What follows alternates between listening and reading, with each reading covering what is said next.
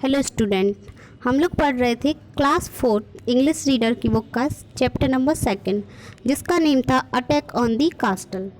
हमारा चैप्टर इस वीडियो के पार्ट 1 में कंप्लीट हो चुका था और उसके कुछ क्वेश्चन थे, ओरल क्वेश्चन और मल्टीप्लाई, वो भी हमने पार्ट 1 में कंप्लीट किए थे। अब हम पार्ट 2 में देखेंगे सेक्शन 2 सबमिटिव असेसमेंट।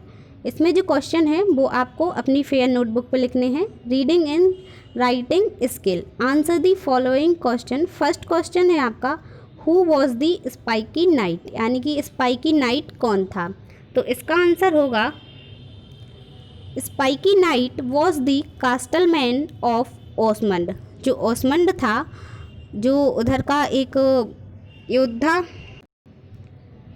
ओसमंड लीडर था, मतलब उस महल का वो लीडर था।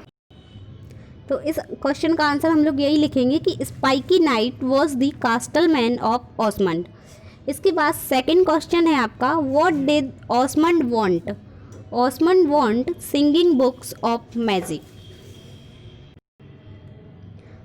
ओसमंड want singing books of magic, यानी कि जो ओसमंड था उसको गाने की, मैजिक की, जादू की किताबें चाहिए थी। थर्ड क्वेश्चन है आपका, why did Ligren and Albert need time, because their parent went for a journey. इसका क्वेश्चन है मतलब कि लिग्रेन और अल्बर्ट टाइम क्यों चाहते थे। वो इसलिए टाइम चाहते थे क्योंकि जो उनके पेरेंट्स थे वो घर पे नहीं थे, वो जर्नी पे गए थे, इसलिए उन लोग ने ओसमंड से टाइम मांगा। फोर्थ क्वेश्चन है, what did the spiky knight do to make angry. इस क्वेश्चन का आंसर है, हाँ, तो स्पाइकी नाइट ने लिग्रेन को कैसे एंग्री किया।